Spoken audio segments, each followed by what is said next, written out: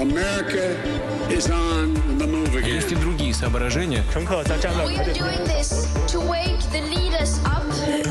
La revue de presse internationale sur Europe 1 en Israël et en Afrique du Sud ce matin. Première étape, le Royaume-Uni. Bonjour Marion Rossel. Bonjour. À la une à Londres ce matin. Dans les journaux britanniques aujourd'hui, on s'inquiète pour le système de santé du pays. Le nombre de nouvelles admissions à l'hôpital est au plus haut depuis janvier dernier. Une situation aggravée par le nombre d'absences parmi les soignants. Le journal The Times évoque 1 soignant sur 10 en arrêt maladie au 31 décembre, la moitié d'entre eux à cause du Covid. Les temps d'attente aux urgences atteignent 40 heures, les opérations sont repoussées et les ambulances en retard, selon le quotidien conservateur. Le Premier ministre Boris Johnson a appelé l'ensemble des hôpitaux à se préparer au pire. Il ne s'est pour l'instant pas exprimé sur la mise en place de nouvelles restrictions pour freiner les contaminations. De son côté, le journal The Independent rapporte les mots du directeur général du système de santé britannique. Nous ne pourrons pas tenir longtemps comme ça.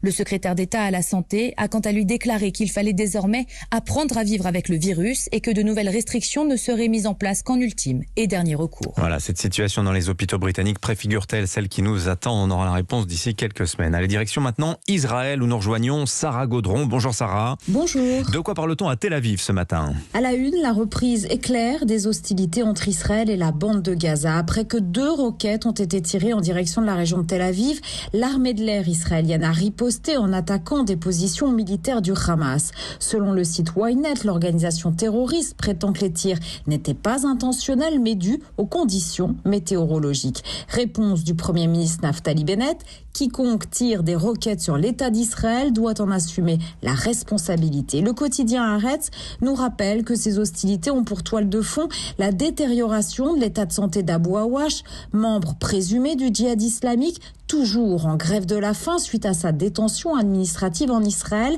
durant plus d'1 an. L'Égypte joue une fois de plus les médiateurs, comme le titre Israël Hayom. Le Caire appelle à un cessez-le-feu immédiat. Israël exige pour ce faire l'arrêt total des tirs de roquettes. Merci Sarah Gaudron. Enfin, en Afrique du Sud, bonjour Valérie Hirsch. Bonjour. À la une à Johannesburg, pas de victimes mais des dégâts considérables au Parlement sud-africain. L'incendie qui a ravagé le Parlement sud-africain au Cap est une tragédie, selon le président Cyril Ramaphosa qui s'est rendu sur place. Sur la chaîne ETV, le vice-président de l'Assemblée, Leshesa Tsenol, a exprimé sa colère devant la destruction partielle de ce bâtiment historique. Le toit de l'hémicycle s'est effondré. On s'inquiète du sort des œuvres d'art, en particulier une très longue tapisserie retraçant l'histoire du pays, inspirée de celle de Bayeux. La bibliothèque a toutefois été épargnée. Le Mail and Guardian note que les détecteurs anti-incendie n'ont sonné l'alarme que quand les pompiers étaient déjà sur place. Une demi-heure après le début de l'incendie, le site News 24 ajoute que les vannes des extincteurs étaient fermées.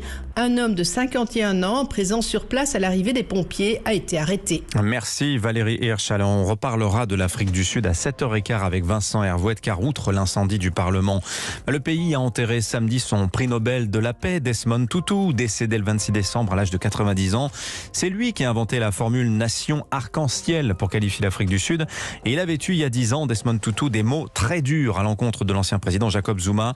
Dirigeant corrompu jusqu'à l'os, aujourd'hui d'ailleurs sort un rapport très attendu qui va détailler le pillage à grande échelle des ressources de l'État par l'ancien président. Vincent Hervouet nous racontera ça tout de suite.